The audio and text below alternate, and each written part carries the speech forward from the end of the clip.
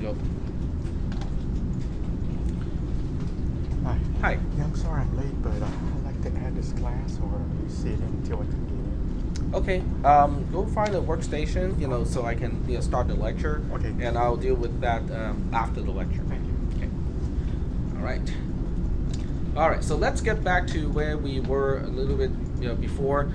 We were still talking about just mobile devices, and this makes it kind of hard for me to see what I'm doing because I'm gonna dock those two panels so you can see that I can increase the amount of space in the center part, and you can do the same thing too. Okay, this is something you can do in Moodle.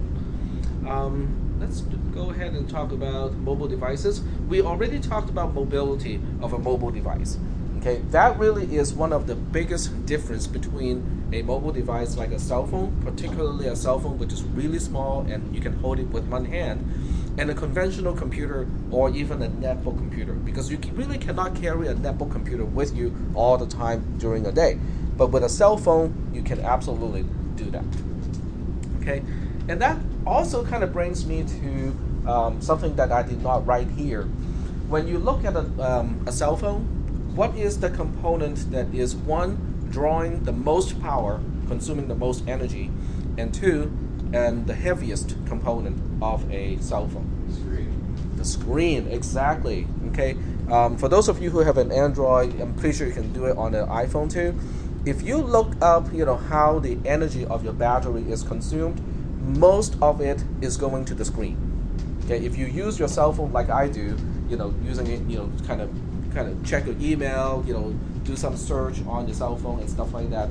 I use about 50% of the energy of the battery just on the screen. Yep, go ahead.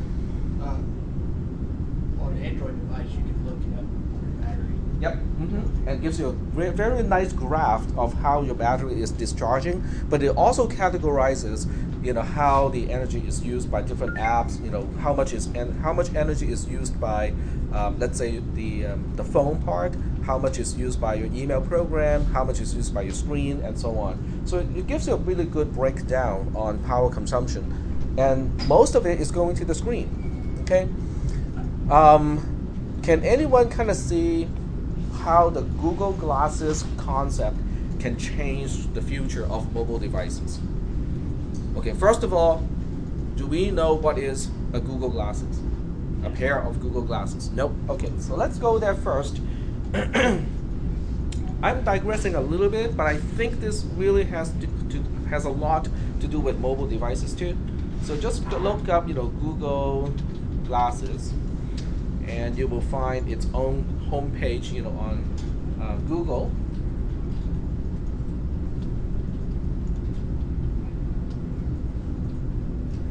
And this is a video from Google itself.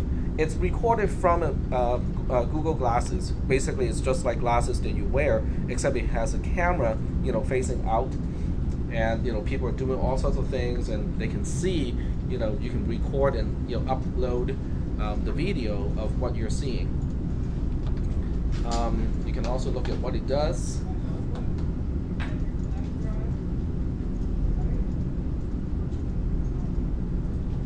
Take pictures. Does anyone know whether the current Google Glasses, does it have the projector on it too? Can you actually use it as a monitor basically? It's an on-screen display, isn't it? It's like an on-screen display on a little It has a display? Right, Okay. The right eyepiece. Okay. Actually, 720p. Okay, so that really is the big thing, because it has a 720p display, kind of like a head-up display on the right eye. Okay, and why would I mention something like that when I'm talking about mobile devices? It's a mobile device. It is mobile. Sorry? It's as far as the ultimate mobile. It's the ultimate mobile. So what frees you up more power for other parts of the phone because the screen is so small. exactly, because it's not a problem of making high resolution monitor. They can probably pack a 1080p projector inside the Google Glasses without consuming any more power. The power consumption comes from the backlight of your display, not from the display itself. LCD by itself does not consume a whole lot of energy, but in order to give you enough backlight so that you can see a white pixel as white, that is what is consuming a lot of power.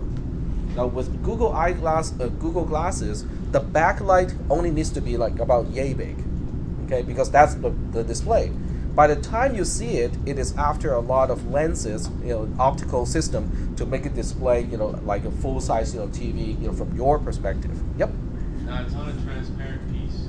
It's on a. How do they backlight a transparent piece? It is not, the display itself is not here.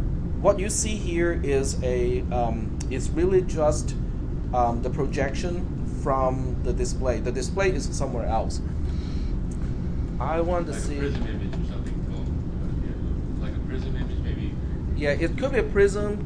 Maybe it's something else. I do not know that part. How to get one. Okay, let's see if I can find pictures or images of that. So that's an image of. That's a good resolution image. So that's Google Glasses as it is right now. I think you can see on the right eye, this is it's a prism. I can see right now it's a prism system, and so it must have lenses right about here that will help project the image onto the prism. Yep. But the actual chip that is doing the display is very small. And as a result, it doesn't need a lot of energy for the backlight. Okay, you may not be able to fit a cell phone within the form factor of the frame of a pair of glasses, but that's okay because it can go through wireless communication with your phone, just like with Wi-Fi. They can be connected wirelessly. So just think about it. With something like this as your main user interaction device display. Your cell phone doesn't need to be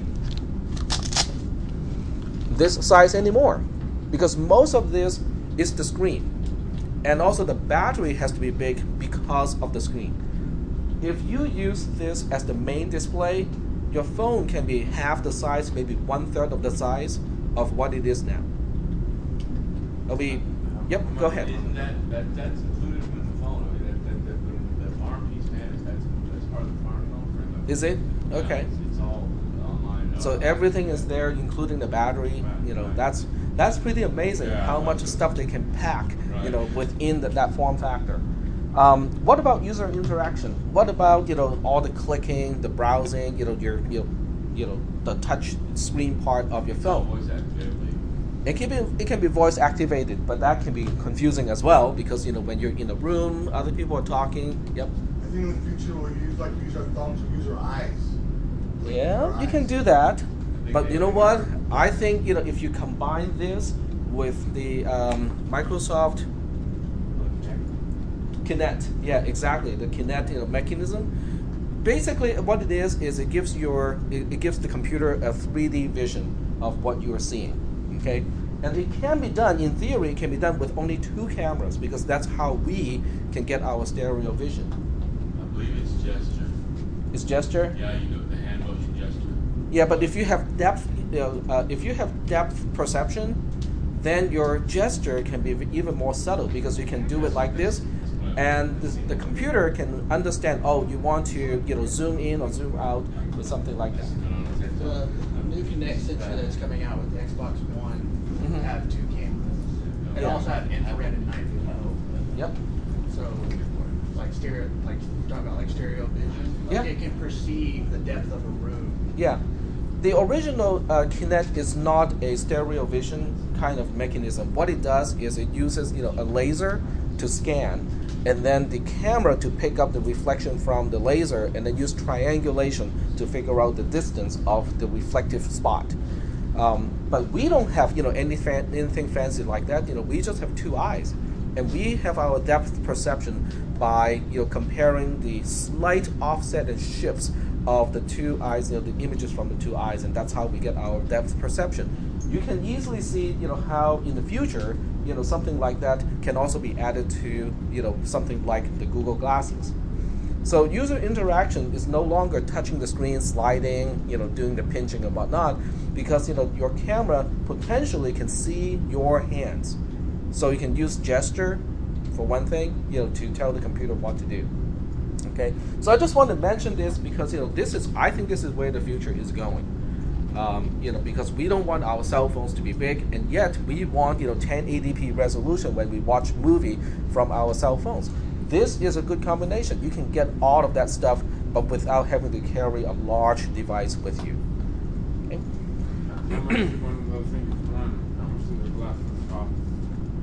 I think they're experimental right now, so they're not even selling it. Right now, the developer version, the Explorer version or whatever, is 1,500. You have to be a Google partner developer in order to get it. Well, that part is because they don't want people to steal the design and take it apart and figure out how it works. Yeah, $1,500, but that's okay. That's how much laser printers were. They were upwards of $2,000, and that's back when the 1980s.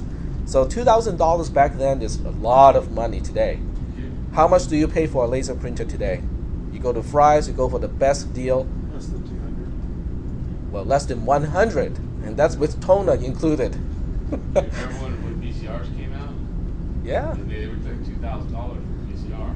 Yep. Exactly. So these things eventually will become a commodity item. Like a Walkman. Oh, it'll be less expensive than an MP3 player today. Right. So getting back to being mobile, that is the ultimate mobility. But today we still have to use the usual regular cell phones. So it's okay. We can deal with that. What we have not talked about on Monday are the hardware resources on a phone. On a regular phone or just about any mobile devices, you have a touch screen. And this is the primary way of interacting with a mobile device today. It works, okay, but the resolution is dependent on the overall screen size as well as the quality of the touch screen. Somebody actually did an experiment on Apple iPod versus Android devices, or a typical Android device. The iOS device typically has a much more accurate touch screen. In other words, if you do circles, if you draw a circle on an iPod, iPad, touch screen, it really looks like a circle when it comes out. But when you do the same thing on an Android device, most of the time it's slightly distorted. Okay, so it has to do with the digitizer circuit and also the software calibration. But that's okay, because for most things, we don't need it to be extremely precise. A mobile device may contain a cell phone radio. That applies mostly to smartphones. Okay, and that allows you to place phone calls and whatnot through the usual cell phone signal. But if you have 4G, you can also do it through Skype and many other ways because you have data connection. Okay, so cell phone radio is not really necessary anymore because if you have 4G radio or 4G connection, you can use the data channel to do all the voice needs as well, plus video. So 4G, 3G, 4G, and has 5G come out yet? It's coming. It's coming. So that really is the key to connect to the rest of the world because you can be anywhere, well, not anywhere, but you can be at most places and still have connection to the internet. Yep. What's the difference between 3G and 4G? It's the speed. It's the data rate. That's the rate. I believe it's just going to name it 4G and fourth generation, third generation. Right. So as the technology Progresses, you get the next. The next generation of software and things like that. Yep. But for consumers, it usually implies the speed is a lot more than the previous one. Okay. Now this really is important. We'll come back to 3G, 4G radio later on because if you have constant connectivity to the internet, it enables a lot of applications that would otherwise be impossible. Okay. So we'll talk about this a little bit later too. Most mobile devices, even tablets have a GPS device built in. I still remember, in the late 90s, if you want to get a GPS module to include it in some other devices, that module is about this big and about this thick. Okay, needs its own power supply, and it's really hard to talk to. You have to use RS-232 to talk to it. These days, the GPS module inside the cell phone, it's probably about yay big, and it doesn't consume too much power. Okay, and that's why we can use, that's why we have GPS on just about any mobile device that we can think of. So with a GPS, a mobile device will know where it is, in terms of its coordinate. And this enables applications that require, the knowledge of the location of the device itself. It opens up a lot of possibilities. Okay? Whereas, before, you cannot do something like this without the GPS. Can someone think of, some applications that benefit from the availability of GPS? Missile guidance. Missile guidance. Missile guidance, definitely one. I mean, I would bet you that a regular smartphone today has more processing power than a guided missile. Because the military cannot move nearly as quickly as technology can, because they have to harden, the electronics, and also the software development is a big thing too. They cannot just say, "Oh, we're going to port all of our software from Ada to Java, overnight."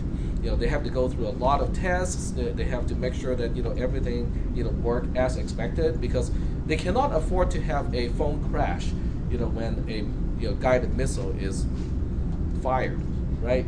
So it's very different. But I would say that that's one application. What else? How about Google Maps? Google Map, okay, and navigation, okay, because you can use it, as your, GPS to tell you where to make a turn. Yep. Weather, okay, your location, but weather doesn't need very precise GPS location. Just approximate would be good enough. Jack, like your stuff's stolen, keep track of your employees, that kind of stuff. Okay, keep track of your kids. Yeah. Where's your kids at? Yep. You install the app without letting them Where's my know. stolen phone at? Yep. What else? Something less conventional. Huh? E911, enhanced 911. Okay, that's a really good app, because you can report your location right away. You don't even have to say where you are, because your phone can transmit that information. Okay? Autopilot on your car. Autopilot. You mean kind of like Google cars? Kind of like Google car, right? Yeah, they certainly will need to know the location, but they need a lot more than just the location to drive. Yep. How much different are the ankle bracelets for parolees compared to a cell phone? Are they like the same technology, sort of? I would think they're the same technology. I don't know how the bracelet can report back the location, because GPS is one way. It is just knowing the device's own location. To report back, you need some kind of communication to report back the location. In the wall. I think you have to go to like It hooks up to like a transmitter. I think you have to have a landline that communicates with the device. You need some kind of communication to basically report back the location of the device. The question is, what if the transmission or the data communication is interrupted? Does it alert the authorities, right away, or nobody can tell me? Nobody wants to tell me. It's been a while. It's been a while. Okay. Yeah, I don't know how that works. How it reports back the location. I know that I can put a GPS device on a cat. The device itself is only about this big, and it has its own cell phone radio. So the device can actually dial back and report its own location. So you can attach it to a cat or dog or some other animals, and you can track where your pet is any time of the day. It's kind of interesting. Yeah, what about the microchips? It's kind of like the same line as that. You mean the RFID? Yeah, I'm not sure what the exact technical name is. Yeah, the So I think RFID they is a can chip that inject it identifies with the that. animal. Yeah. But that is kind of passive. You have to have a scanner to scan an animal in order to find out what is the RFID of the animal. Then you can look it up in the database. So it's not GPS per se. That's just it's almost like an ID card for your animal. Bluetooth.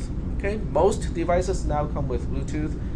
It's really intended for short-range wireless communication, and it's not even for high-speed communication. Compared to Wi-Fi, Bluetooth is slower. It's good for headsets. It's good for external GPS devices and other type of slower communication. But it is available. It allows you to connect your mobile device to other devices wirelessly, which can come in handy because now you can expand the ability of your mobile device just by adding more Bluetooth-enabled devices.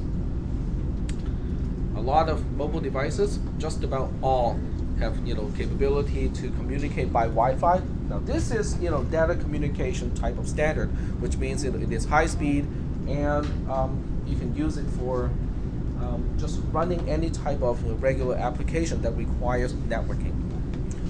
Any questions up to this point? No questions? Okay. A lot of mobile devices also have a compass inside. So that means, depending on how you hold your mobile device, the mobile device knows its own orientation, its own absolute orientation. Now, combined with GPS, that's a really good combination. Okay? Because GPS only tells the mobile device where it is, but not which way it's pointed. The compass tells the mobile device which way it's pointed, but not the location. But when you have both of that both information available, then certain types of applications can be done. Has anyone tried out is it Google Sky, or it's an astronomy thing? You can look up the stars. Yeah. Sky. Google Sky Maps. Sky Maps. Stars. Yeah, look at stars.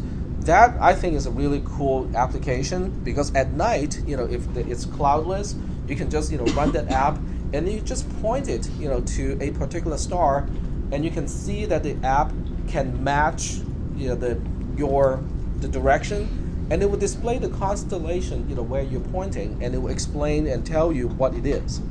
It's kind of weird too to point it at the ground and then knowing on the other side of the Yes. earth. Yes, it does. But that's really cool. I think that really is a cool application because it makes use of both the GPS location as well as the orientation. There are apps that are called enhanced reality. Is that how it's called? Augmented. That's it. Augmented reality. So what it does is it uses your GPS location to find out points of interest around you. Okay, and then it uses the camera of your phone as well as the compass, so it knows where you're pointing your cell phone, and then it will superimpose pointers or tags so that you can say, oh, okay, I'm scanning this way. Oh, I guess there's a gas station in that direction, and there's a restaurant in that direction, and I can get Starbucks coffee in that direction. It will tell you the distance to all those points of interest. It's augmented reality, and it's really useful. Yelp does that. Yelp does that. Okay, yeah, and they used to have an app just to do that, but I guess the technology is now more common, and you can find augmented reality in a lot of different apps. We'll get to the next one, and I'll show you another type of augmented reality app that can be helpful to contractors. An accelerometer is a device that can detect the tilt of your cell phone. The compass can only tell you the direction, okay, where it's pointing at, where it is, in which direction it's pointed. An accelerometer can tell whether it is tilted this way, this way, this way, this way, this way. It is a 3D accelerometer. So the device knows its orientation relative to gravity. Now that can be kind of useful because now you can use it as a level. Instead of going to a hardware store to buy a level, a bubble level, you can just put your phone on the table and you can run a bubble or level app, and it can tell you whether the table is level or not. If it is not, it can even tell you how it is not level. You can calibrate it easily as well. Okay, and those apps are available. There are many options you can use. Now, since we were talking about augmented reality, you can have augmented reality with that kind of an app. In other words, you can run a Plum app, and it can superimpose the plumb line on top of the camera. So it would use the camera to capture the view where you're looking at, but on top of the digital image of the camera, it will also draw the plumb line. So this way you can say, oh, I want to check whether that door is actually upright correctly, whether it's straight. You just run your app like this, and it will display the plumb line. Your phone can be this way or this way. It doesn't matter because the plumb line will move accordingly because the phone knows its own orientation relative to gravity. That's pretty cool. It is really cool. It's very cool. For those of you who like shooting with rifles and whatnot, they have apps that can do ballistic calculation, and they can do augmented reality on top of that. In other words, let's say you're doing target shooting or using bows and arrows. Okay, so what you do is you basically point your phone to the target and you click, okay, now give me the calculations. It will give you the without getting to the wind direction and speed, it will at least give you elevation settings. So it will tell you hold over amounts, and if you combine that with your current location and weather surface to get the wind direction, it will even give you the windage adjustment to get to the target, to hit the target. It will turn everybody into a master sniper. Okay, that is the technology. Yep. What senses the motion? Is there a little gyroscope in there or something? No, it's actually a chip. The accelerometer is basically a chip that has a weight, that's made out of silicon, and the way it works is it can measure very slight degrees of bending because of gravity. So as you rotate, different parts, will be bent, and it can measure the bending, and therefore it can tell, how much force is pulling it in a certain direction. As a result, the accelerometer is not only good for static applications like a plumb or a level. You can also use it to detect, acceleration of a car, okay, of a vehicle, or if you're hiking or jogging. It can also count the number of steps because we are not, like a bicycle where it is really smooth. When you walk, there's definitely a particular pattern, like a pattern. It's hard to describe it, but it's definitely cyclic, and you can use a cell phone accelerometer to tell you, how many steps you have taken, and it can even measure, how far is one step because you have acceleration and then you have deceleration. And for those of you who have taken physics and also calculus, you can see that how you can derive the distance traveled just by knowing the acceleration and deceleration and also time. Okay, so that's made possible by the accelerometer. All mobile devices come with a microphone of some kind and also a speaker. Depending on the quality of these particular devices, you can have very interesting apps running. There was one time, well, that was not the microphone or the speaker, that's actually an accelerometer. I think when the iPod 5 first came out, somebody wrote an app to guesstimate what is being typed on a regular keyboard just by placing the iPhone next to the keyboard. So they can feel the vibration, from typing on the keyboard. And for whatever reason, they can combine either the audio information with the accelerometer information to figure out which key is being pressed on the keyboard without the camera. Okay, so that's kind of the kind of app that we can run with cell phones. For those of you who like to shoot air guns, there's also an app to measure the speed of a pellet. So what you do is you enter the distance information. So let's say this is where the target is, okay, and this is my phone, and let's say I'm shooting from here. So you have to enter the distance from the rifle to the phone, and then the distance from the phone to the target. But by just using the audio information, it can measure the speed of a pellet because it can hear the rifle going off. So that's the first event. and then it will also be able to hear the pellet hitting the target.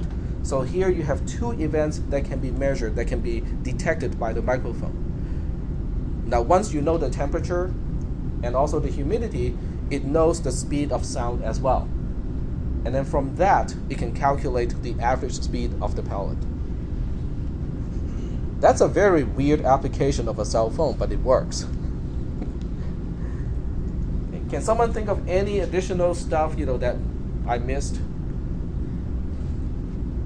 Do you think that? Go ahead.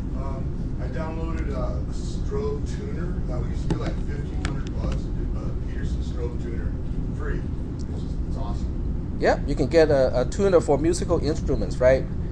You can get those for free. It's really easy to use. You just dial that in. It's much easier than a conventional tuner. Metronome, if you're a musician, your cell phone can be your metronome easily. That's going to be here also. Yep. Textbook. Okay. I use somebody Kindle, Amazon, and download the app. Let me add cameras to the mix. Okay, so let's add the last device listed here, which is the camera. Now you can probably see how a camera can be very useful in certain types of applications, but they're also using the camera just as a light level sensor for certain types of apps that people would think, wow, I didn't know I could do something like that. I have a heart rate monitor on my phone, heart rate monitor app on my phone. And the way it does it is it turns on the LED light, next to the camera. And then I put my finger over both the LED and also the camera. Now, because our finger, is not actually opaque, it's not transparent, it's translucent. Okay, it's translucent. But the amount of light that can go through our finger depends on our pulse, because the bloodstream can change the opacity of your finger. So by measuring how much light can be transmitted through your finger from the LED to the camera, and be able to actually see and plot the change, the app can figure out my heart rate. I mean, it's a free app. It's a heart rate monitor, and after I do this for a little bit of time, it will tell me my current heart rate. What's the name of that app? Let me try to find it.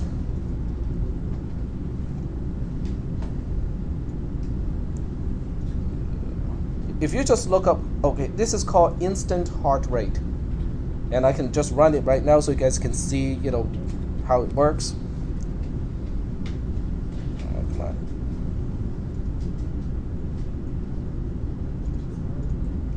It's stuck.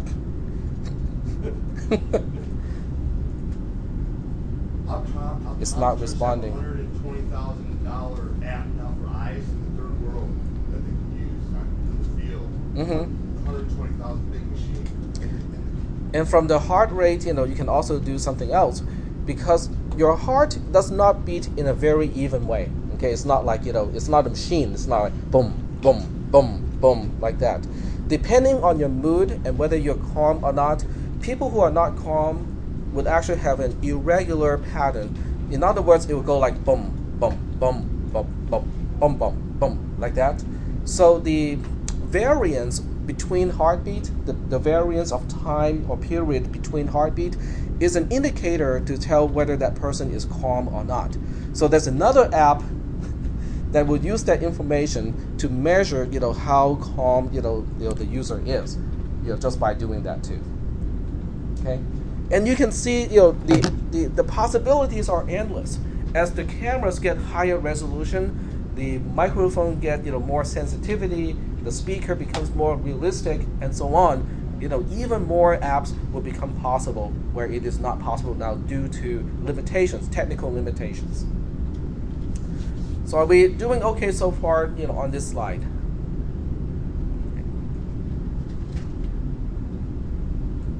It's important to remember that a mobile device has all of these hardware resources integrated into a single mobile package.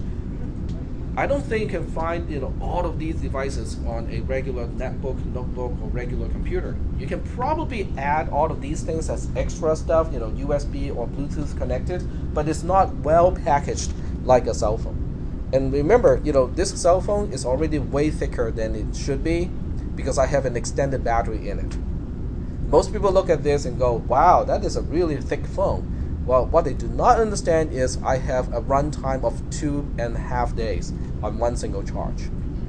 Just using it regularly. I'm not conserving battery or doing anything special. I'm just using it as a regular phone, and I get about 2.5 days of battery life out of this.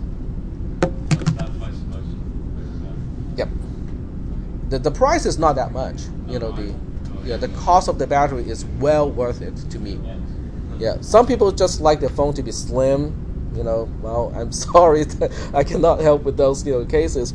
But if you don't mind your phone getting a little bit thicker, having an extended battery pack, is really, really handy sometimes. They have a little backup battery packs too. Yeah, but it's not as efficient because you're still going through a 5-volt conversion, and then the phone is converting it back to the voltage that it needs. I would disagree. I have one, and It's really efficient. Yeah. Depends on the type, I guess. Yeah, I guess. All right, so we are done with this slide here. And my screen is not big enough to show the, yes it is. Navigation, go to an app example. Okay, so this is what I was actually starting to mention in the previous class. I don't golf. Does anyone golf in this class?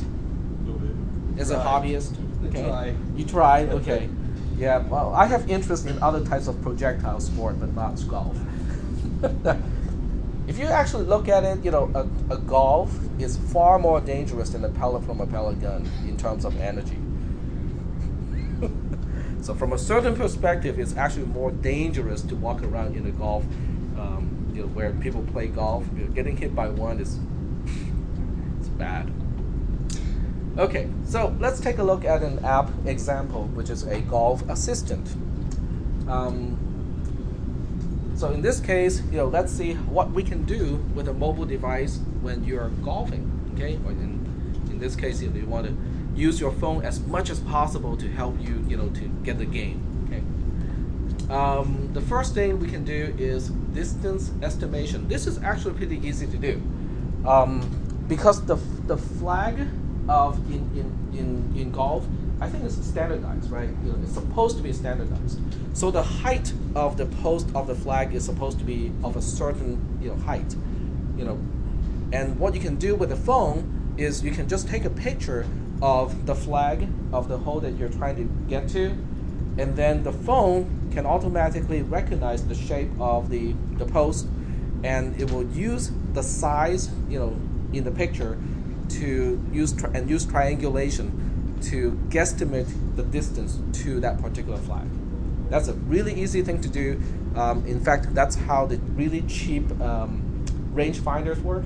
They just give you like different lines. So you line up the base and also the top of the post with the lines, in the little binocular, and then it will give you a guesstimate of the distance to that point.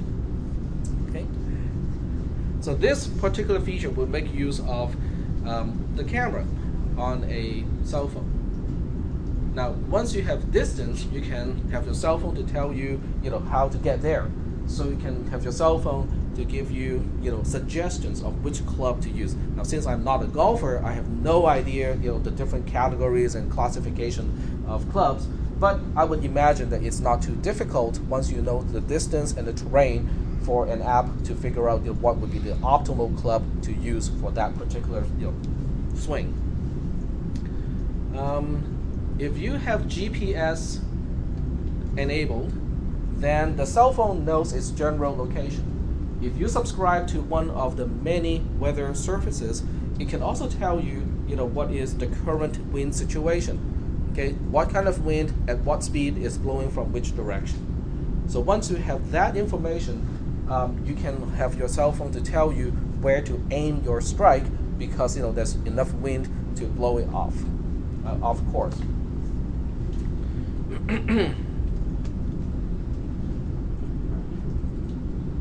And you can also log your entire play, when you're golfing.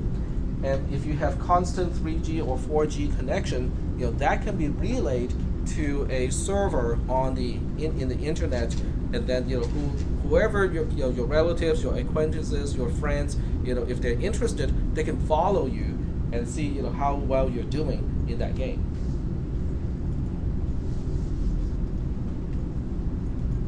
So that kind of goes. This is just logging, which means you can go back in time and figure out how you did on that day. But you can also do live casting, so that people can watch how you play, basically live. As you play, they will be able to see which club you selected, how you do, with each swing, and so on and so forth. So are there any questions about this slide? This is just one of the many different things that we can think of how to use a mobile device. Can you guys start to see the possibilities available to a mobile device as opposed to the possibilities available for a good old boring desktop computer? There's a huge difference, okay? And that's why even if you don't have a really good idea for a mobile app, just the fact that you know how to program a mobile device can land you jobs already. Because there are tons of inventors out there and say, oh, I can think of a great way to use a cell phone for a really obscure and niche, kind of, application. But you know what? Most of those people do not know how to program a mobile device. So they will turn to consultants and contractors to actually develop the app. So even if you're not the creative and inventive kind of person who can think of, all of these, different ways of using a mobile device, just the fact that you can do programming effectively is already beneficial, because you can then become a contractor to write these apps for other people. Okay, many people have asked me, do I have students to refer to, to write some apps because they have got great ideas of certain things. And before, I cannot make any recommendations because I do not know any one of my students, with extended background in app programming. But with this class and also the next class, 363, I can actually now start to have a little directory of students who have taken both classes with good grades, and I can refer these students to, or refer people who need mobile device programming to these students. All right, is that okay so far? Okay.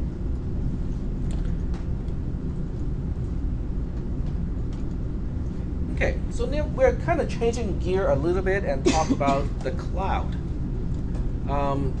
The cloud versus mobile app, are they really related? I mean, how can these two things possibly be related? I mean, on one hand, we have a mobile device like this, and then we are talking about the cloud. Well, first of all, what is the cloud? Storage. Okay, storage, can be a part, can be an attribute of cloud. Amazon Cloud. Amazon Cloud, but what exactly is, quote unquote, the word cloud? Routers, switches, servers. It's servers out there that you connect with and store stuff on. Okay. To be general, okay, a cloud is basically a service that is available through the internet. Okay. Now, but most of the time when people mention this is a quote unquote cloud service, they also have some additional implications. So we'll take a look at this and take a look at what the word cloud means in the context of ICT, information and computer technology. The cloud usually implies the use of virtual machines. Okay, this is not a virtual machine class, so I'll just kind of mention the word, but without really going in depth to talk about how virtual machines are useful in a cloud setting. But more importantly is redundancy. If somebody calls a service a cloud-based service, it usually implies it has a lot of redundancy, which means it has high availability. Okay, it doesn't go down for an hour every day. Okay, it has very little downtime. Like V2X. D2L is down every week, if I remember correctly, from 2 to No, I 7 just a.m. having difficulty with it last night. Really? Yeah. Like cannot sign in or something like that? Froze. Didn't want to do anything. That's not For surprising. About 20 minutes. That is not surprising. Every time the LMS upgrades, they upgrade the LMS, a lot of times they would test it, but they are not load testing it. And a lot of problems do not show up until you have 50,000 people trying to sign in at the same time. So I think they're still trying to resolve some of the issues. Cloud can also be associated with remote storage. In other words, when you store something, it is not stored locally. It's not on your device. It is actually stored on some server farm that is somewhere else, in terms of location. It can be multiple locations for redundancy. Okay. Now this is really great. Okay, so I'll just kind of finish this and then I'll give you an example of your cloud service. And the use of clustering. The use of clustering is it implies redundancy, but it also implies improved scalability. In other words, let's say D2L is a cloud service, okay, and it makes use of all of these technology. The use of clustering means for when this college is small, so let's just say that ARC is a really tiny college with 3,000 students. With clustering, that means, well, we'll start with maybe 3 servers, okay, for the database, for database serving. So as enrollment increases, we can add additional servers to the cluster, and the performance increases as you add more hardware to the cluster. So if I experience an explosive growth from 3,000 to 30,000 students, I'm just gonna keep adding more and more hardware to the cluster, but I can do all that without any downtime. That's the other attribute of cloud services. As you throw more resources to the system, it does not even incur any downtime. Okay, and that's really cool. And these are really cool technology, but it's out of the context of this class to go any more in depth into this. But just to illustrate what cloud service is, we'll just go to apps.lostreals.edu. because that ultimately is Google. So we'll go to my account here. No. And we'll go to other Google apps. Go to Google Drive. And here's my Google Drive, linked to my apps.lostreals.edu. And every single one of you can also use Google Drive in the same way, because your account with apps.lostreals.edu is ultimately a Google account, and that gives you, a Google Drive service. So I go to my drive and I say create, and let's say this is my English paper that's due in a week. Okay, so I keep typing and typing and typing. Okay, let's say I'm doing this on my laptop computer, and I need to get to work. I put my laptop computer, on my trunk, because I'm going to put it into the car later on, and then forgot about it altogether. I backed up the car, and then it fell off from the car, and then I rolled over it. Okay, what would happen to my document? Absolutely nothing. Okay, I can just grab the next available computer, sign into my account, and get back to exactly where I left off last time. If you save it. It's auto-save. Every time you make a change, it auto-saves. It auto-saves, and it keeps track of changes that you have made. In other words, I think it can reverse back, to a certain degree, that you can undo things. Okay, it actually keeps track of revisions that you are performing to the document. Okay, isn't that great? Not only can you use a different device, you can actually have multiple devices opening the same document at exactly the same time. Yep. What's the name of that app? Is that Google Docs? It's just Google Drive. It's called Google Drive now. It used to be Google Documents, but they changed the name to Google Drive because now, in addition to only hosting their own documents, you can upload just about anything. You can use it as a backup mechanism for your other files. Okay, that is cloud service. Okay. So getting back to our notes here, why would I mention Google Drive, for document purposes when it comes to mobile devices?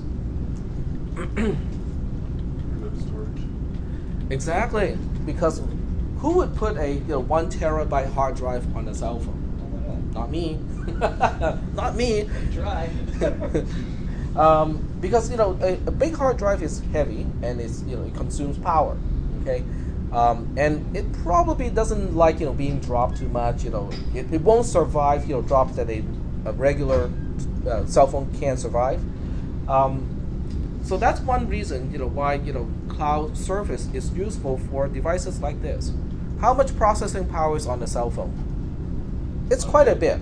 Okay, it is quite a bit, but it's probably not enough to run Mathematica, which is a heavy-duty math package for solving equations and stuff like that. But if you have cloud service, the computation doesn't have to be done here. It can be done in a server farm. We are talking about a room at least this big, filled with computers, with tons of processing power. You're talking about like Wolfram Alpha. Yeah, exactly. Wolfram Alpha is a really good example. This thing is nothing more than a dumb terminal to that particular surface. Okay, your so-called app is really just the front end of the entire thing, because most of the processing is done somewhere else. So if you drop your cell phone and destroyed it, no big deal. Get your next cell phone, install the app, and you get everything back. That's huge. That's Well, that's what IT wants. right. Okay, because they don't want to install 20 gazillion apps on a particular computer. So when you get the next computer, you have to reinstall everything. You want to run everything from a server, so all you need on the local end is just a browser. Ideally speaking, just a browser. But many of these apps are really just browsers, specialized browsers, and not much more than that.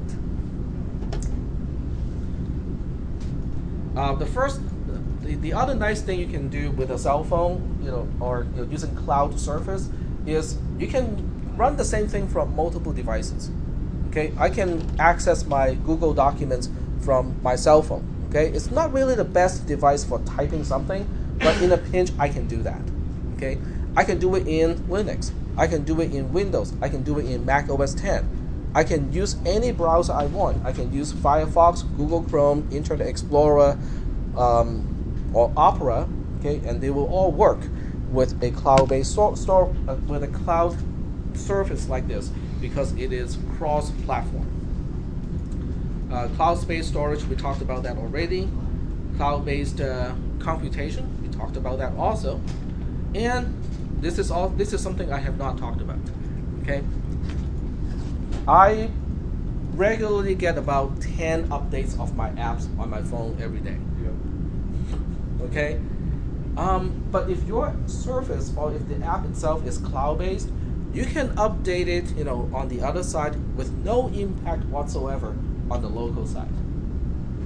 Okay, so no data transferring, no none of that going onto your phone. no installation needed, on this end. Okay, except for the little client program that you need to make the connection.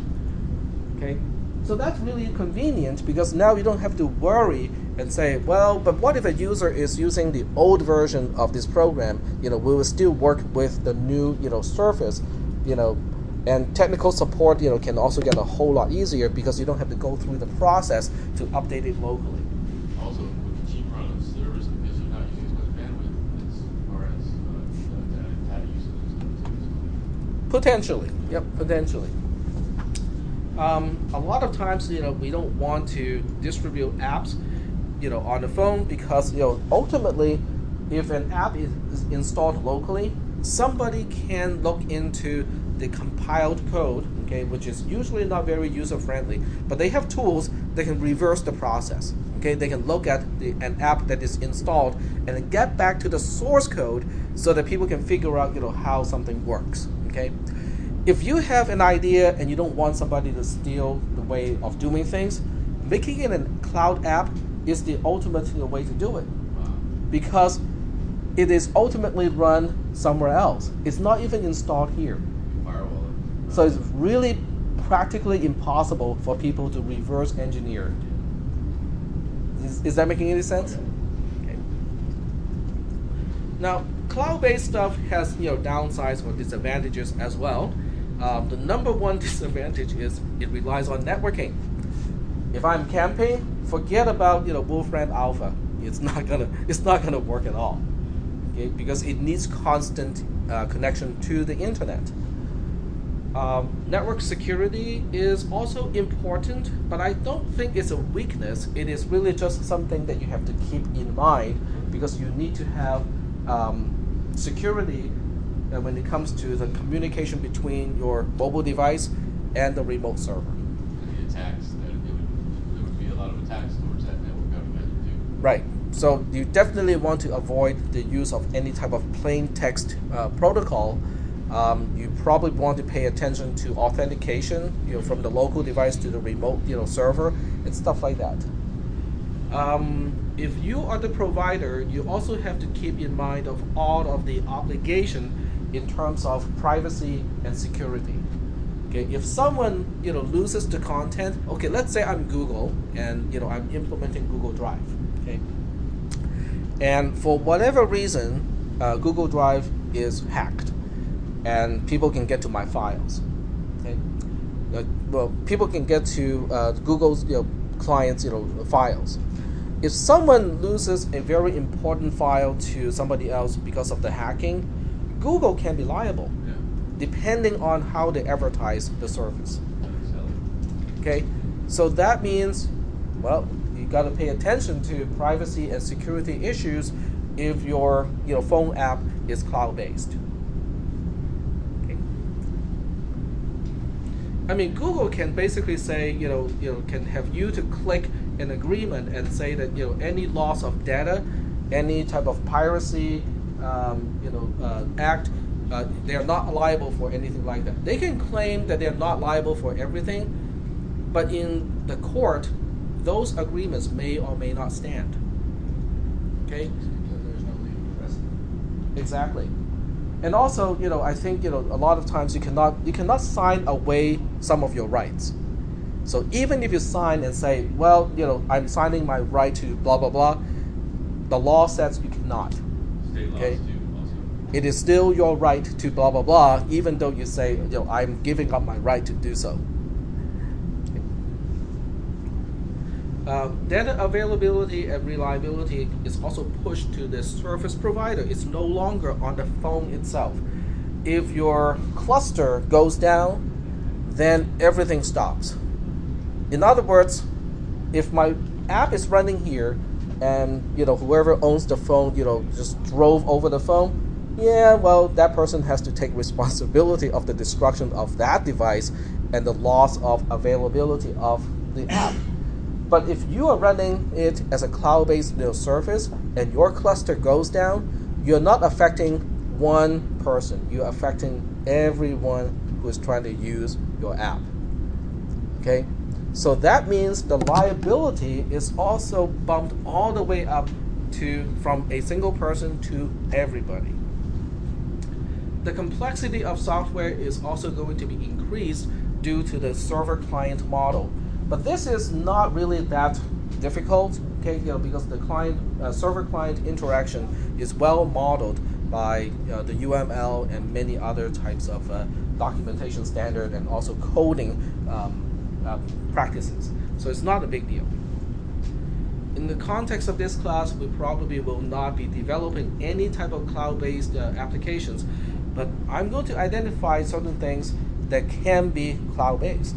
Okay, I'll just kind of point out and say, well, look at this portion here. It can be cloud-based. Okay, what happens if it is cloud-based? What are you buying by turning that part to be a cloud-based service? Any questions at this point about cloud? Yep. If an app has a database of information, is that still considered cloud? Say If it's again? accessed by a server, a remote server, is that still considered on Like a the web cloud? server? Yeah, like say you have something where you put in your login information and it goes and gets it from that server, is that still considered cloud? Or It doesn't. It's not cloud. It's really just networked or remote. Okay, so there's a slight difference between a quote unquote remote service, which simply means it's not local, compared to a cloud service. A cloud service really implies Everything on the app is on clustering.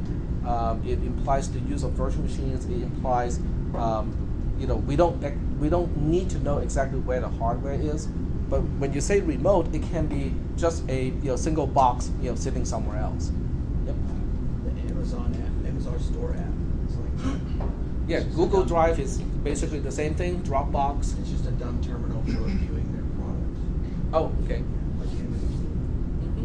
Yep. Do they use private and public encryption keys over the cloud? That's one way to secure your connection. The problem with a key pair encryption is you need to establish a standard. There has to be an agreement between the local device and the remote device. So you just encrypt it on your local computer and then send it encrypted? Right. And then you send it back and decrypt? Yeah, but the easiest way to do it is just to go through SSL. Well, this is not a networking class, so I'm just going to touch on the terms that applies in this case. SSL stands for Secure Socket Layer, and it can be applied to any TCP protocols. Okay, any application protocol based on TCP can go through SSL for encryption purposes. So that would be a pretty good universal way to make sure that your transmission from the local device to the remote, server is secure. But I only go that far because this is not a networking class. There's a lot. Huh? There's a lot in the networking class. There's a website, Start SSL. You can get free service from it. Okay. So let's say we are kind of staying on our golf app here. So getting back to the golf app, we want to say, well, which components can be cloud-based, and what is that going to buy me?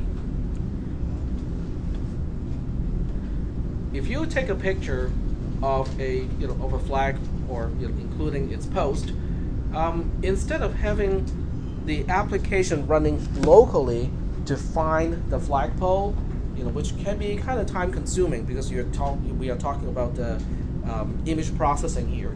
You can send that picture back to a cloud-based server and have it processed remotely and have the result sent back to your phone.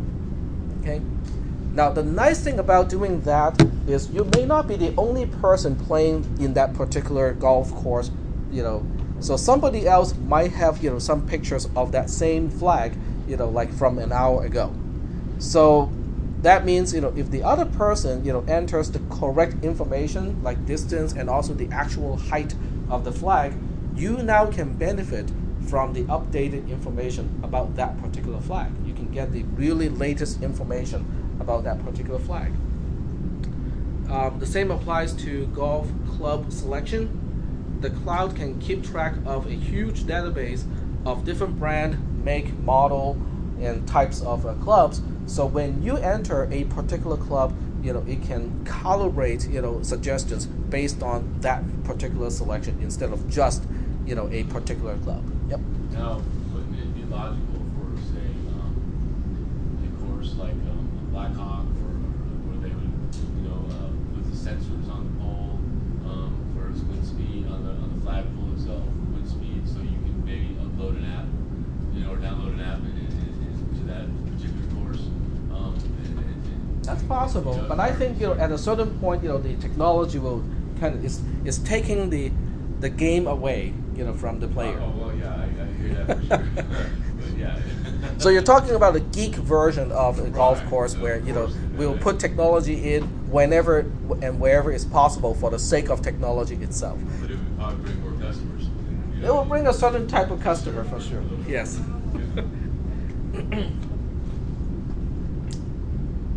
All right. As a golfer transports or travel across a golf field or golf course, his GPS or his or her GPS location can be tracked by a server in the cloud.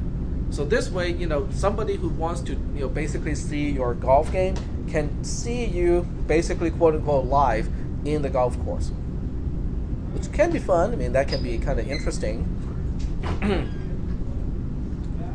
Now that, interestingly, will also help to map out the terrain of a particular golf course.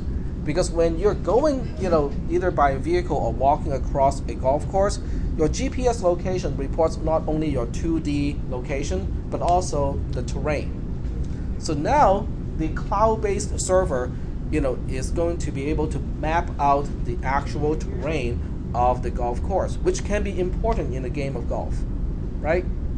Because when when you have to hit uphill or downhill, it's different. Yep. So the more people using this service, the more information can be collected by the cloud server. And then the more value, this particular app can offer to its end users. Yeah. So we're talking about, a potential app here. I'm not sure whether such an app exists or not, but we're talking about some, a possibility of an app. It can turn a lot of average players into pros if you can do that. Yep, number of swings and whatnot. And this part, I think I mentioned that already. I think in the previous slide I already mentioned this.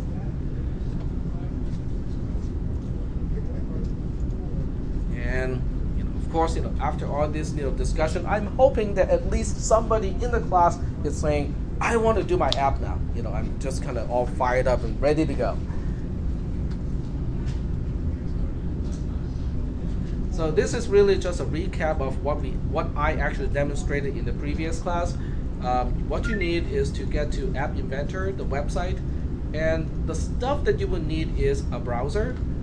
You need to have Java installed on the PC or Mac that you want to use for this purpose. You want to have App Inventor set up, and this is what most people forget, is you have to get that particular component installed. I'm just going to go to App Inventor right now and point out what I'm talking about. So you go to, I think it's under Explore, you can find it. And then you go to Setup.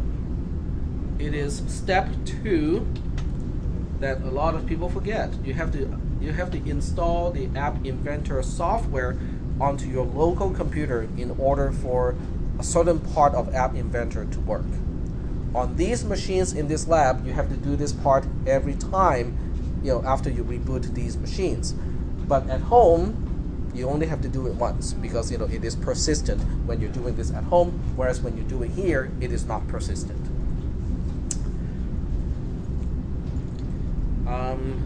You can go to step 4 is up to you.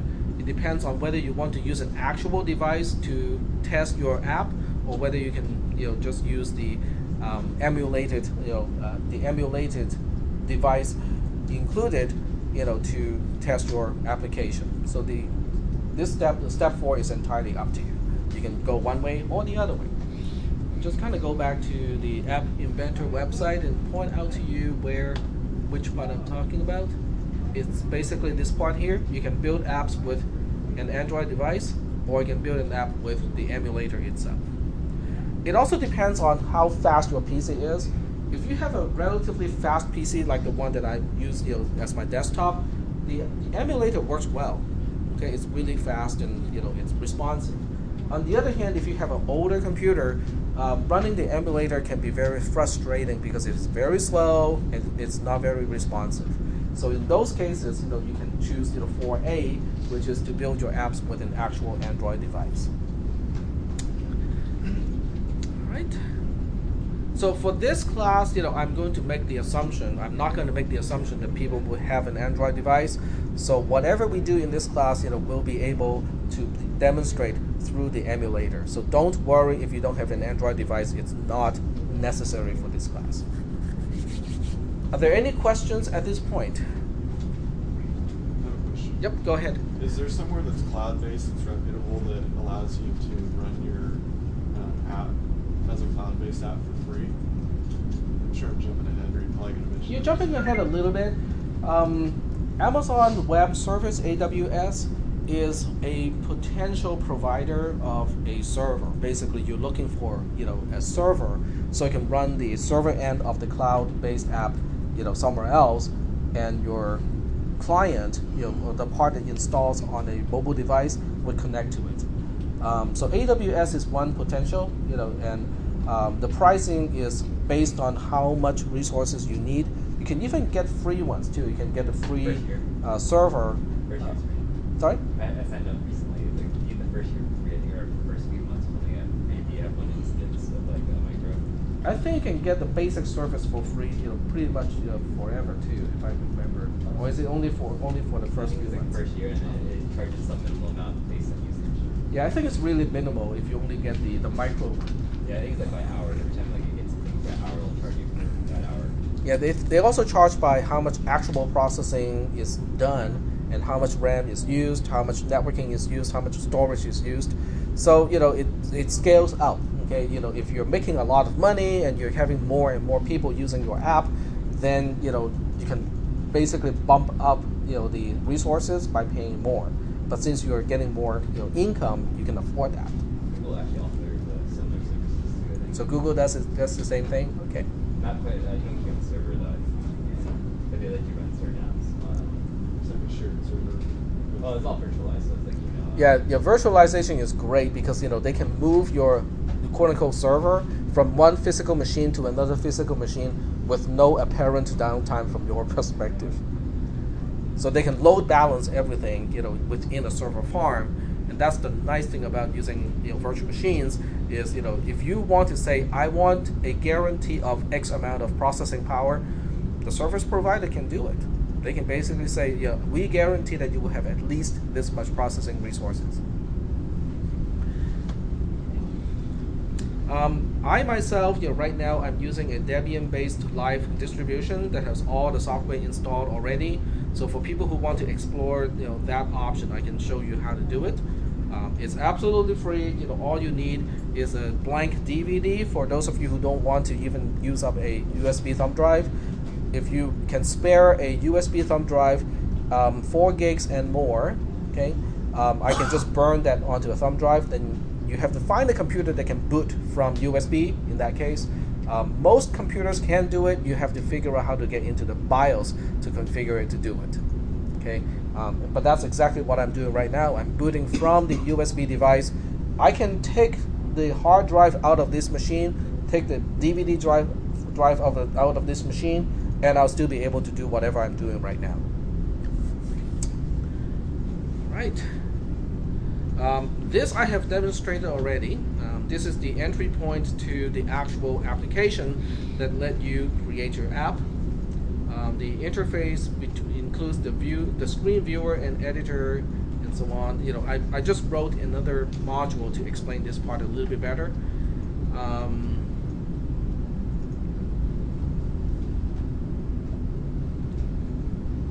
I think we went through all of this stuff already, so let me just kind of do another demonstration just so that I can demonstrate. It's a combination of stuff that I have already written. Some of this stuff is in the future part of this class, but I'm going to go through that anyway just so that you can see that portion. So I'm kind of jumping a little bit ahead of time to basic user interface and start with this particular slide here. It has got screenshots, so it's kind of nice in a way. Nope, not this one, sorry. The next one. Okay, quick guide to use App Inventor. So what you do is you go to this URL, so I'm going to go there right away. And it wants to connect to one of your Google accounts if you have multiple ones. I'm going to connect to this one, for this particular session. And I will call, so you click My Projects to get to, I call this the project management screen because it will display all the projects that you have under that account. One project is approximately one app. So if you're writing an app, you start the project. If you want to start another app, you can start another project. One project per app. Are we doing okay so far with this screen here? Okay. So I just have a screenshot of the, this is what I call the project manager is opening a resource editor. So when you click on a particular project like this one, then this particular screen, I just call that the resource editor. App Inventor doesn't give it a particular name. but I just want to give it a name, so when I refer to one screen, you know which one I'm referring to. So I call this the resource editor because it is really just allowing you to specify resources that you want to be available to your app. What is a resource? A button is a resource, a checkbox is a resource, a text box is a resource. So all of those are basically resources, or otherwise I call those components too sometimes. Yep. I'm wondering why didn't they combine this screen with the one with the Java application? Because the Java application one needs access to your local application to communicate with an actual Android device or the emulator. So it takes way too much bandwidth to run that remotely. So they put some of the programs locally on your computer, and some they run remotely. So are we doing okay so far? With the naming convention, this is called the resource editor. And getting back to the notes here, the resource editor has basically 1, 2, 3, 4, 4 panes or 4 components. The first component is on the left-hand side. It is your palette. What it is basically a selection of things that you can put into your application. Okay, and that's a convention with App Inventor, because the next editor has basically the same similar layout. For stuff that you can put into a screen, like a button, a checkbox, an image, labels, and stuff like that, you just drag and drop it into your screen. So you can add additional components to your screen. This is the viewer. The viewer is basically a more or less WYSIWYG, what you see is what you get, type of a layout of what you should be seeing on the screen of the mobile device.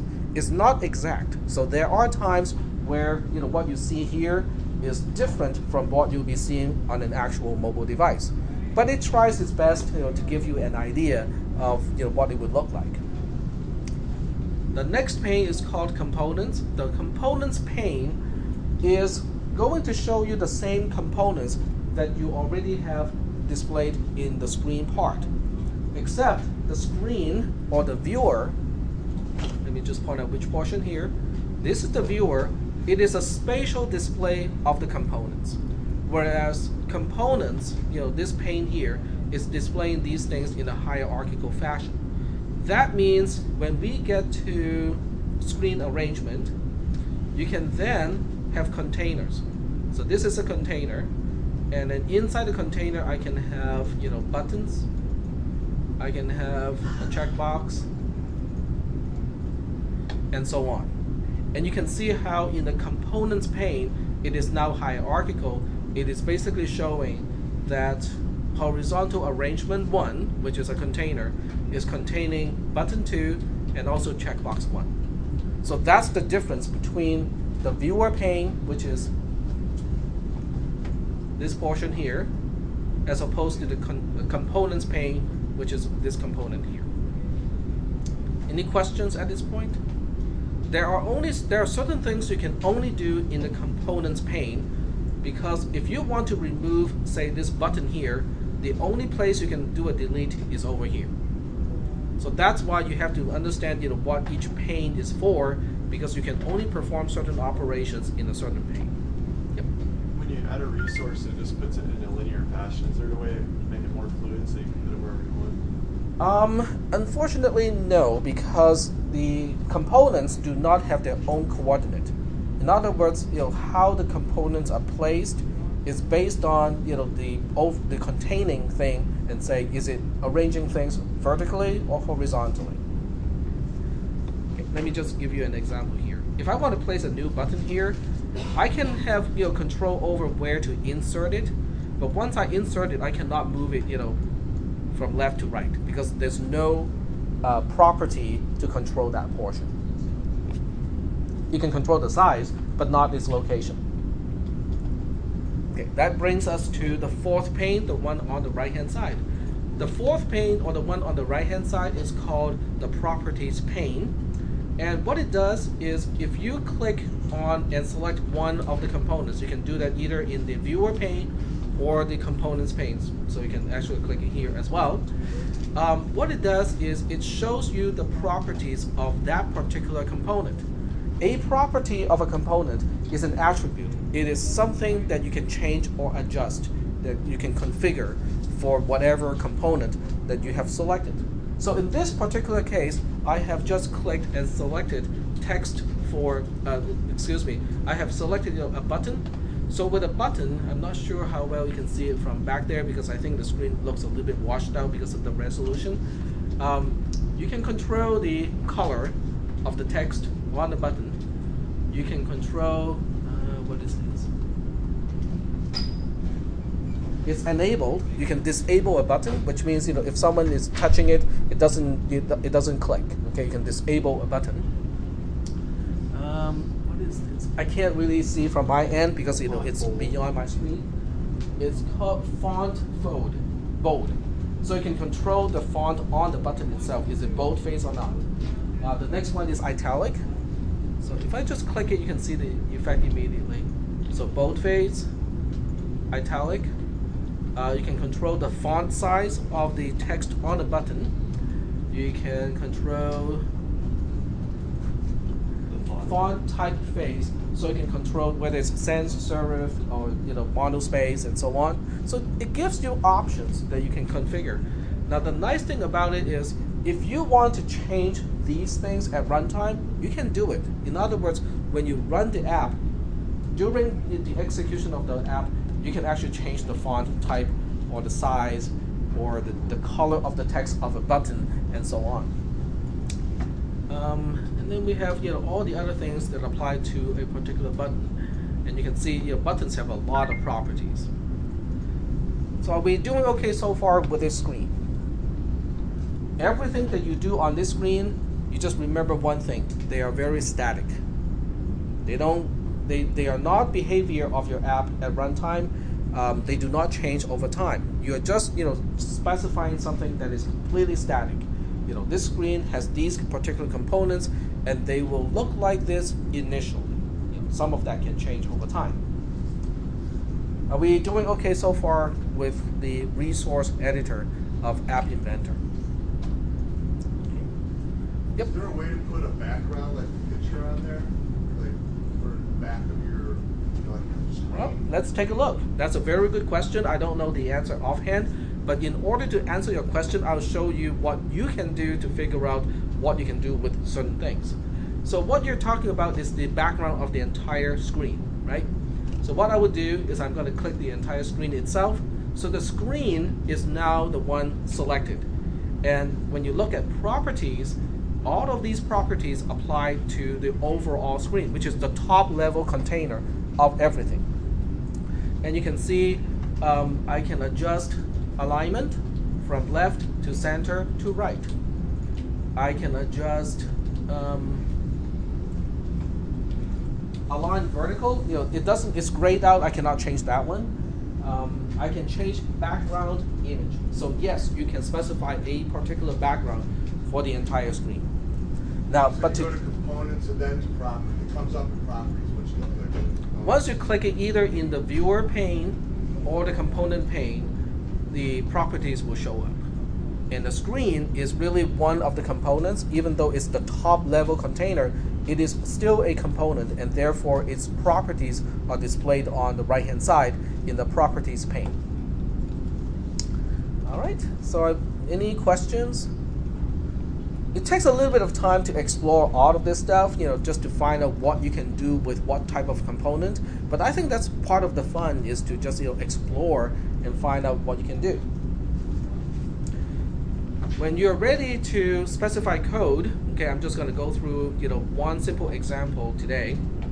Then you have to click open the blocks editor button here. Okay. And in this case, it wants to save a JNLP. It's a Java, basically web start file. Different browsers behave differently, and some browsers require that you actually click the button to get it started. And if you do it in certain other browsers, it starts up automatically. If you're not using Linux, you're not going to see ICE, you will see Java Web Start.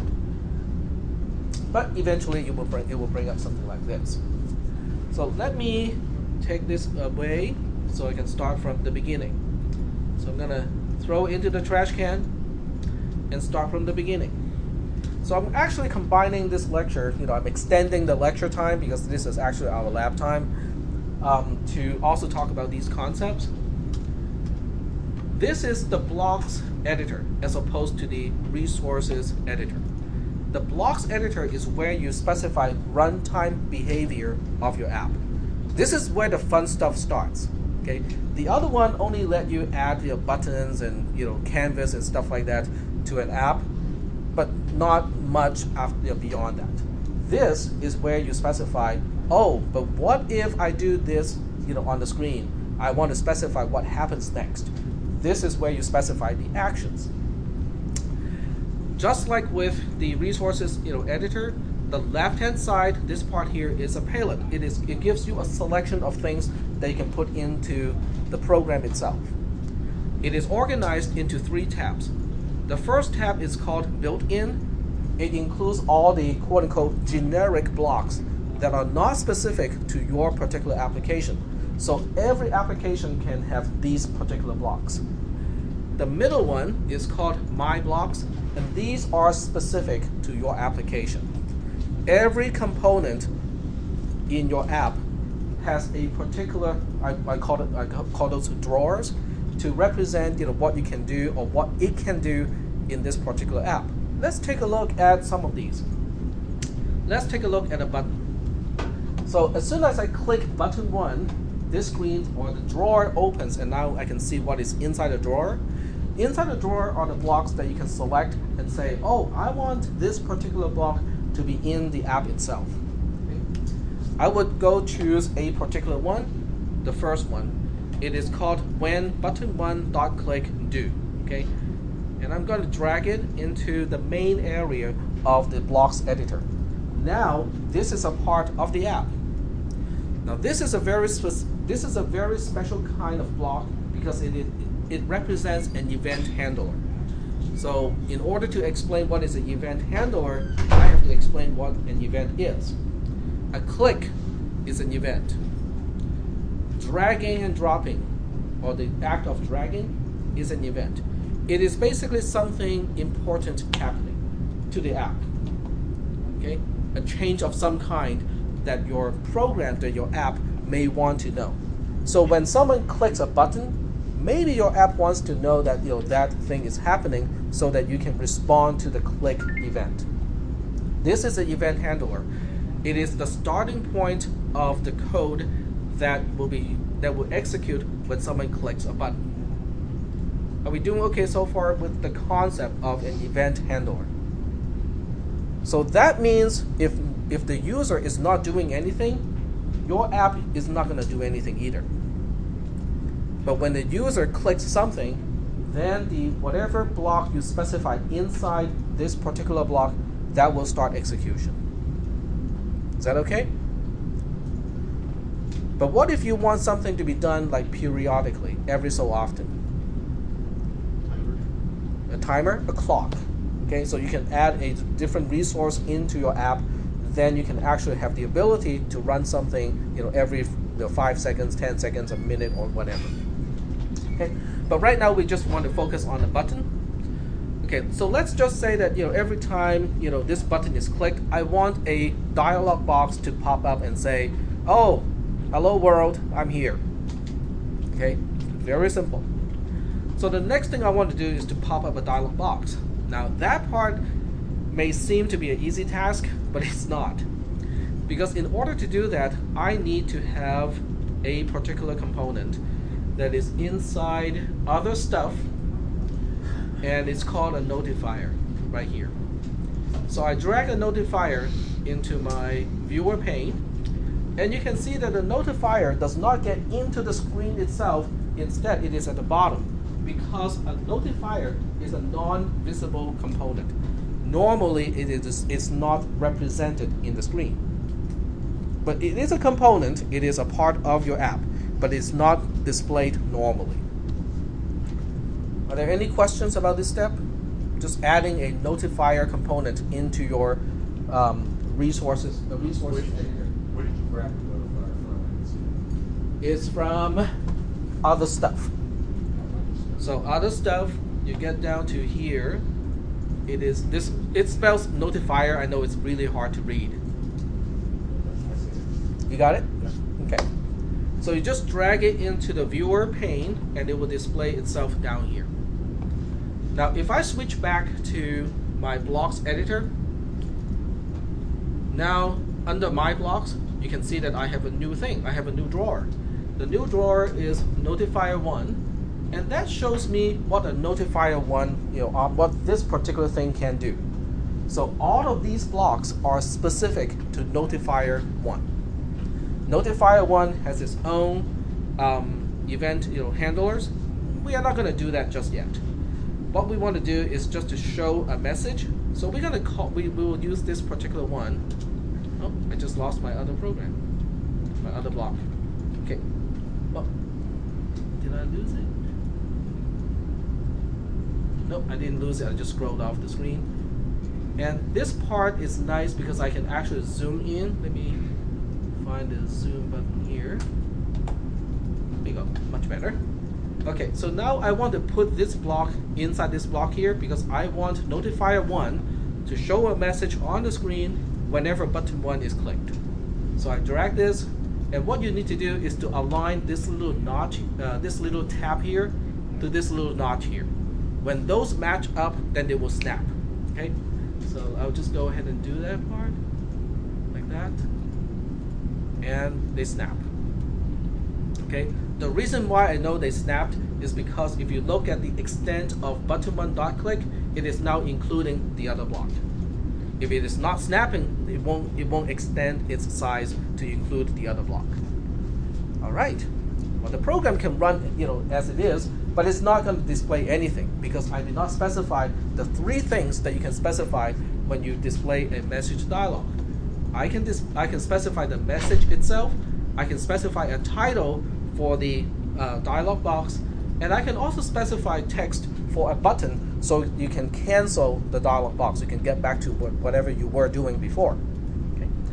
To specify the text, what you need to do is to go to built-in and go to the text drawer, and now you can see all the things you can do related to text. All I want to do is to create text. Okay, I'm not going to do anything else. The first item here, the first block, is just to specify a text string is what I need. So I'm going to drag this and put it here, and you can see it's also snapping because the shape of the tab is matching the shape of the notch. And I'm going to do this 3 times to fill in all 3 what we call parameters. There we go. So if I run the app at this point, it's going to display a dialog box where the title is text, the message itself, the content of the dialog box is text, and the button to get you back to wherever you were is also text. Because right now the text specified by the text block is text itself. But you don't have to take my words for it. Let's go ahead and start an emulator and actually run this program the way it is specified as it is, and then we'll take a look at the app when it's running. This is really fast. This is way faster than my own computer at home, which is a little laptop computer with an i7 mobile processor. And back then, the i7 mobile processor is really just an i5 desktop processor with 2 cores. And these days, they're quad cores. All right, so this starts up. It's really fast. This is way faster than what I have at home. So you slide the unlock button. You just drag it to the right-hand side, and it will start up. And at this point, once the device is up, I will go to here. This is a drop-down box. Click it, and it will tell you what you can connect to for running your app. Right now, I have my emulator up and running already, so I'm just going to pick the 3rd option here to run it from the app. If you have an actual Android device connected by USB to your PC and a driver is installed, because it depends on the driver as well, it will also show up on this list. That's how you can actually run your app on an Android device connected by USB cable. Okay, but since I'm not connecting mine, I'm just gonna run it, in the emulator. And let me go back to the emulator itself so you can see what it looks like when I do this.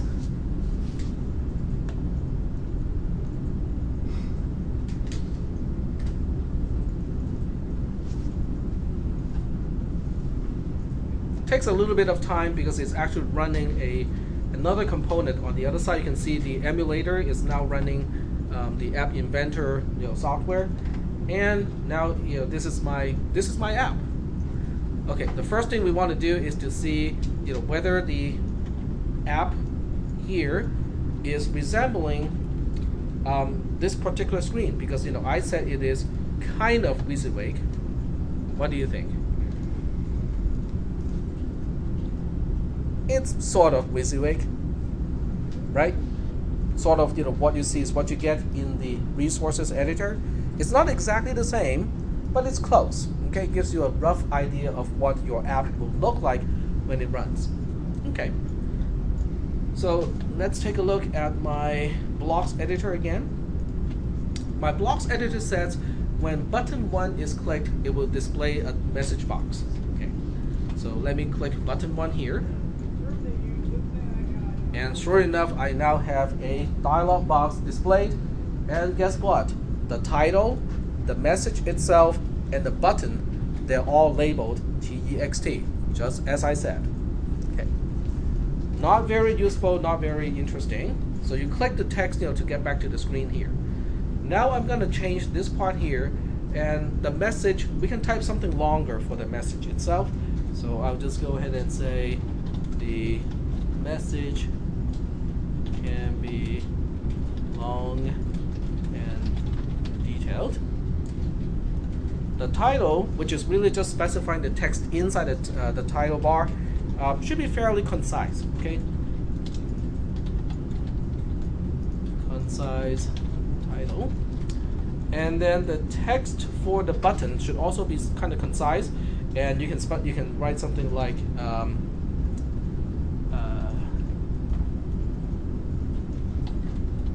Got it. Okay. And the interesting thing is, without having to click connect to device again, because it's already connected, I can switch back to the app here and run the program, click the button again, and it is already updated. In other words, every time you make changes in the blocks editor, it gets updated automatically. It doesn't need you to click, oh, I want to send my new program or the updated program to the emulator or an Android device. You don't have to do a single thing. It is done automatically. So do we have any questions about this step here? And you can see that my message box here, or my dialog box, is now updated. It has concise title as the title text.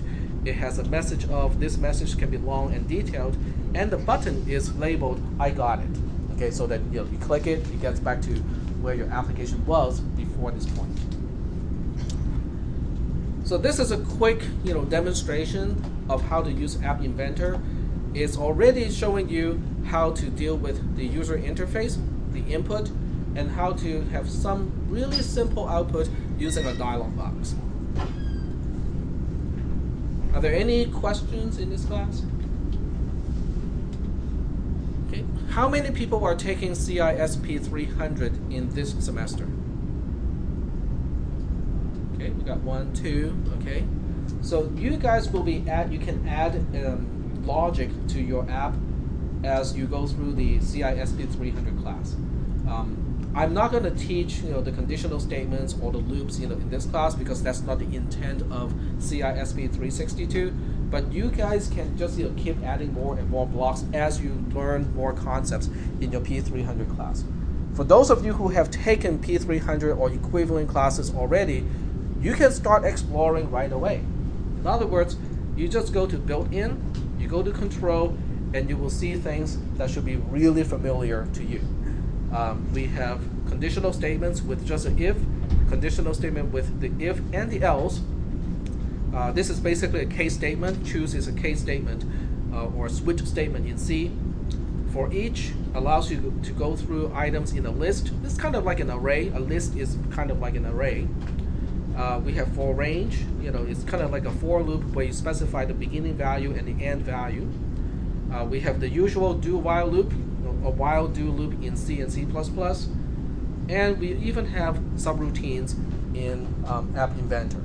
So for those of you who are familiar with those concepts already, you can just go ahead and make use of those other blocks to make your app more interesting. All right. Are there any questions? No questions? Question. Yep, go ahead. During the lecture, did you expect us to do exactly what you have? Not during the lecture. You're going to class. No, not during the lecture. You can always, because I'm recording this, so what you can do is to replay the YouTube video and pause it, and then do something, and then let it run again, and then pause it again. Okay. Now I'm just going to give you a preview of what I'll be talking about next week, because I actually changed the order a little bit today. Next week I'm going to go back to the basic stuff, and I'm going to go back to application concept, and we'll start with this slide next Monday. Why people really should not be jumping into programming, even with App Inventor, something that's really easy to use. Why it is a good idea to document your application before you get started with the actual coding. Now, what I did in class is the different story, because I'm only demonstrating some really simple concept. So with that, it's okay. I don't have to document the whole thing first. But if you're talking about an application that is kind of complicated, it really helps to think through the entire thing, have documentation ready, and then you can get started with the actual coding. Okay? So I'm gonna get started with this, next Monday. To some people, it might sound kind of boring because it is all about documentation and standards and stuff like that. But over time, you will find it useful. And for those of you who want to find a job eventually at some point, you will also find this useful, because a lot of employers want employees to understand the UML, the Unified Modeling Language. And that's what I'm going to use for documentation. So that's going to be useful. Yep.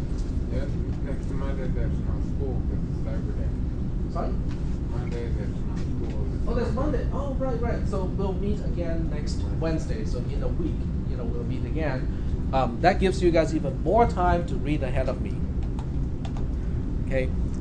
There's also a program that you will find useful. Let me see if I can find it here. So you can explore all of this stuff, when you have time before we meet again next week. UML-let, Omelette is basically the program.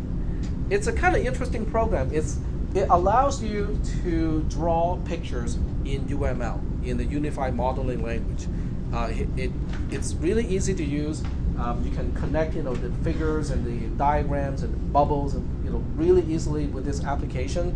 And it conforms to the standard. It conforms to the UML standard. So what you're learning in this class about the UML is going to be useful in your other classes, as well as in your jobs. If you need to read the diagrams in the UML. Do any of the lab assistants know anything about App Inventor? Sorry? Do any of the lab assistants know anything about App Inventor? I do not think so. I would not make that assumption. So that's it for today's lecture. If you guys want to stay here and just play with App Inventor, that's good. There are no homework assignments yet at this point. You just need to read the material, the way I have introduced it in this class. If you already know kind of how to do it, how to use App Inventor, go ahead and just explore away. And I'll be here until noontime to answer your questions or to help you guys out, if you have any questions. So I'm gonna stop the recording right now and have it uploaded as soon as possible, so people who want to kind of watch it again can do so soon.